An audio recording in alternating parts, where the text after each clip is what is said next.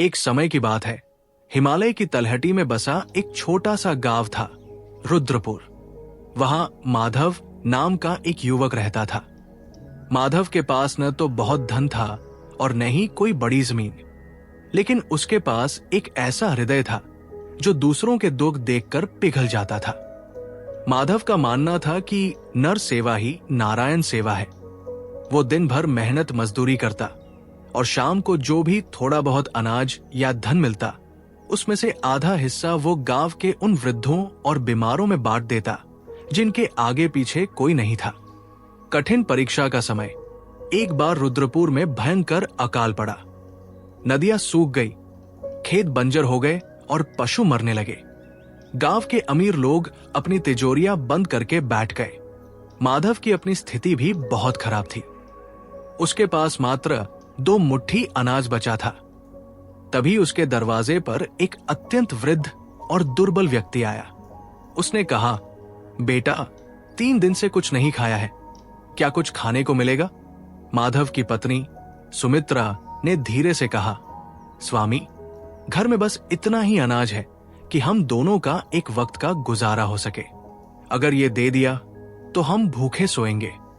माधव मुस्कुराया और बोला, सुमित्रा, हम तो जवान हैं, सह लेंगे, लेकिन ये वृद्ध बाबा इस भूख को नहीं सपाएंगे। सेवा में ही भगवान का वास है। माधव ने वो सारा अनाज उस वृद्ध को खिला दिया और खुद पानी पीकर सो गया, अदृश्य हाथ का साथ। उस रात माधव को एक विचित्र सपना आया। उसने देखा कि वो एक गहरे गड्ढे में गिर रहा है, लेकिन तभी एक सुनहरी रोशनी ने उसे थाम लिया। जब वो सुबह उठा तो उसे अपने शरीर में एक नई ऊर्जा महसूस हुई।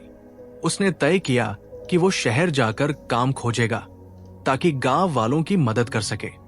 रास्ते में उसे एक घायल कुत्ता मिला जिसके पैर में गहरा जख्म था। माधव ने अपनी यात्रा रोकी, जड़ी बूटियों से उसका इलाज किया और 2 दिन तक उसकी सेवा की।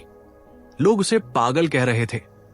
अरे माधव, खुद के पास खाने को नहीं है और तू इस जानवर के पीछे समय बर्बाद कर रहा है। लेकिन माधव को नहीं पता था कि वो कुत्ता कोई साधारण जीव नहीं, बल्कि उसकी करुणा की परीक्षा थी। जैसे ही कुत्ता ठीक हुआ, वो अचानक ओझल हो गया। समृद्धि का मार्ग। शहर पहुंचकर माधव को एक सेठ के यहां काम मिला। वो सेठ बहुत बीमार था और उसके पास बेशुमार धन था, लेकिन सेवा करने वाला कोई वफादार नहीं था। माधव ने दिन रात लगन से सेठ की सेवा की। उसने कभी भी सेठ की तिजोरी पर नजर नहीं डाली, बल्कि हमेशा उसकी सेहत की चिंता की।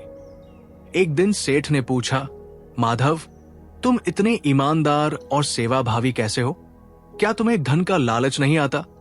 माधव ने विनम्रता से उत्तर दिया, सेठ जी, मुझे पता है कि जब मैं किसी की सेवा करता हूं तो मेरे पीछे कोई और खड़ा होता है जो मेरा ध्यान रखता है। मुझे धन की नहीं, संतोष की भूख है। कुछ ही महीनों में सेठ पूरी तरह स्वस्थ हो गया। उसने खुश होकर माधव को अपनी एक बड़ी व्यापारिक शाखा का साझीदार, पार्टनर बना दिया। माधव रातों रात समृद्ध हो गया। गांव की वापसी और चमत्कार। जब माधव भारी धन और अनाज के साथ अपने गांव वापस लौटा तो उसने देखा कि अकाल खत्म हो चुका था। लेकिन सबसे बड़ा चमत्कार तो उसके अपने घर में था। जिस कुटिया को वो छोड़कर गया था, वहां अब एक सुंदर बगीचा और एक छोटा सा मंदिर बना हुआ था।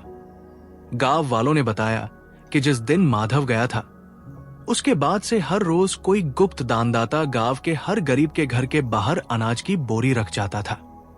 किसी ने उस व्यक्ति को नहीं देखा, बस उसकी आहट सुनाई देती थी। माधव समझ गया कि जब वो दूसरों की सेवा में व्यस्त था, तब साक्षात ईश्वर उसके परिवार और उसके गांव की रक्षा कर रहे थे। निष्कर्ष, माधव अब एक बड़ा व्यापारी था, लेकिन उसने सेवा का मार्ग नहीं छोड़ा। उसने अस्पताल खुलवाए, पाठशालाएं बनाई। वो अक्सर कहता था, ईश्वर कभी प्रत्यक्ष आकर धन नहीं देते, वे अवसर देते हैं।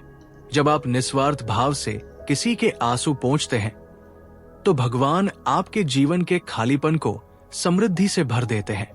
आपको पता भी नहीं चलेगा कि कब आपकी मुश्किलें खत्म हो गई, क्योंकि आपके साथ वो खड़ा है।